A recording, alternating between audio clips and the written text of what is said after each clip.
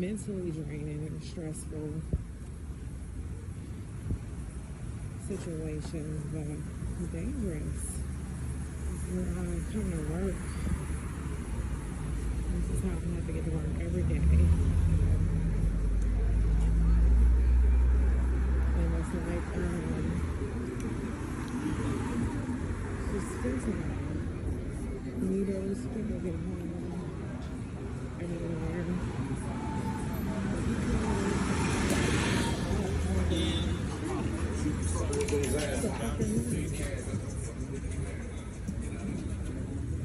This is not fair. Like, seriously. So apparently navigate this.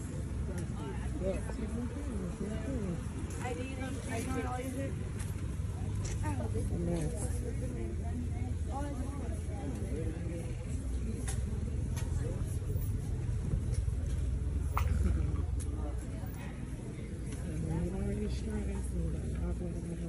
This is the last thing. They start beating your ass? Excuse me, honey.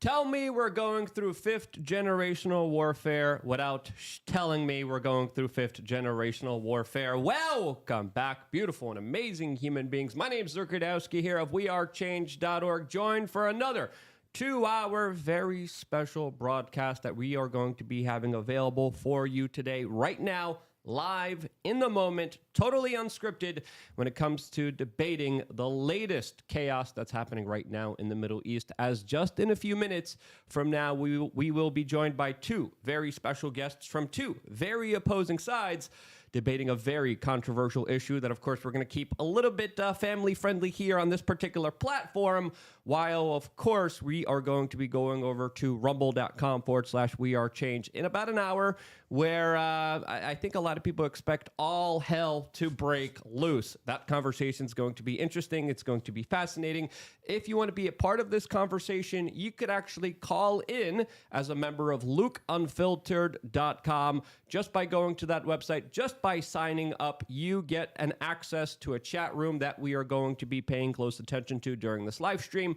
If you want to call in, we are going to make sure that you have the ability to do so. You could also super chat in many different ways. There's Rumble rants, there's YouTube chats, but there's also mysuperchat.com, our own website, where you only get a 3% service charge, not a 30% service charge, and you get to be a part of the conversation, as of course all super chats are read here on this independent media platform that go towards growing and supporting this operation, which we're going to be now live streaming 3 days out of the week. Whenever we get really awesome guests, whenever we get an opportunity to provide you the most amount of value, expect us to be live. So subscribe, click the notification button. Joining me on this ride is, of course, the one and only Clint Russell of the Liberty Lockdown podcast, a consistent man, something that can't be said really about a lot of people here in the, 305, 304. Clint is a real one, and he's been a great part of this show. Clint, how are you? And for the people who don't know you, who are you? Yeah, Clint Russell, longtime libertarian, actually second-generation libertarian, which is unusual. Mises Caucus member and co-host of Tower Gang, as well as the host of Liberty Lockdown and the co-host of this lovely show. I am very much looking forward to this. I've been watching Jake Shields fight for years. I've talked to him at length in the past, but this is going to be a spicy one. Yeah. Jake Shields isn't really known for holding back a lot, no. Especially with some of the very spicy comments that he's been making on Twitter as of the recent hours and days. And if Twitter was the old Twitter, he would have been gone. He would have been censored very easily. So again, we're going to tread lightly here. Joining us for this conversation is also our own special, better version of Ian Crossland. And that, of course, is Stephanie. Hi, everyone. My name's Steph. I work for We Are Change, and I'm excited to be part of this conversation as well, and especially seeing Andrew. We go way back. Yeah, Andrew, don't tase me, bro. Mayer, who is an awesome human being as well. I'm friends with both of them, and I think right now we need to have these debates. We need to have these conversations more than ever, as, of course, a lot of people are just absolutely divided, absolutely emotional, absolutely filled with a lot of crazy emotions, as, of course, this is a very tumultuous situation. What better way than, of course, to do our best to try to talk it out? We kind of had an impromptu debate here, what was it, a couple days ago with Ryan Black. I thought that was a very interesting conversation between you and him, two opposing sides.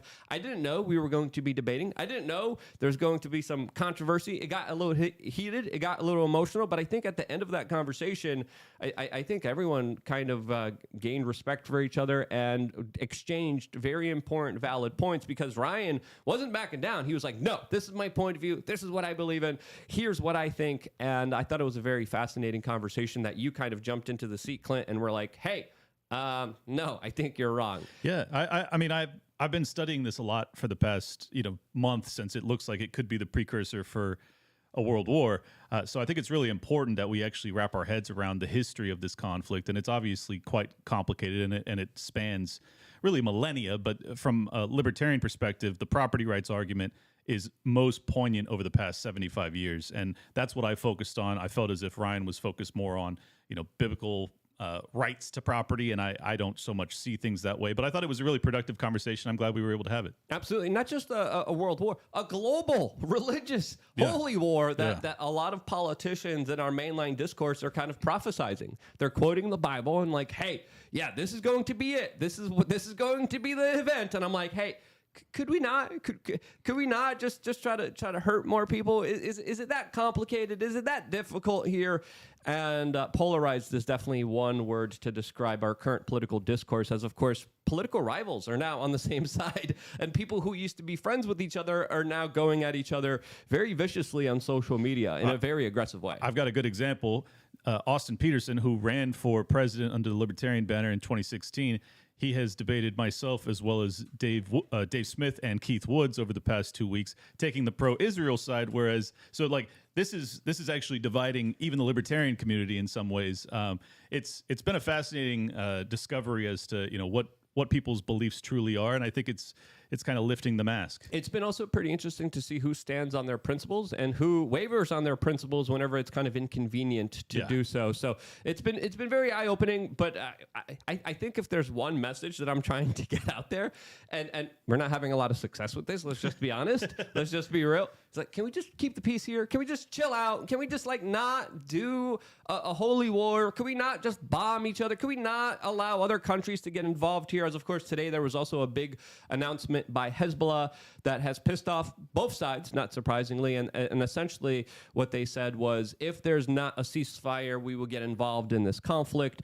And there might be a ceasefire, there might not be a ceasefire. I know there's a lot of negotiations going on right now, as of course there was also confirmed strike by the IDF that happened on a bunch of ambulances, which again makes the situation that much more complicated, as we're getting the latest from the Spectator, as the Daily Mail is reporting that Netanyahu is warning Hezbollah not to, quote, test us, and that they will, quote, pay dearly if they do. As already, there have been skirmishes, there have been fights, there has been bombs and bullets exchanged on the northern border between Lebanon and Israel. There's been Israel that already launched strikes inside of Syria. The United States already launched strikes against Iranian proxies.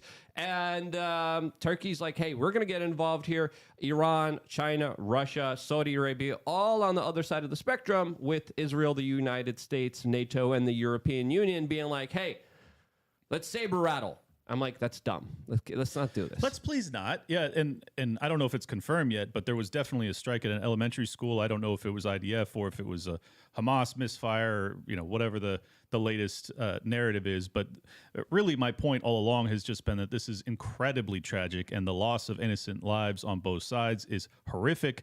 I feel as if Jake Shields also is approaching this topic from that angle, but we'll find out.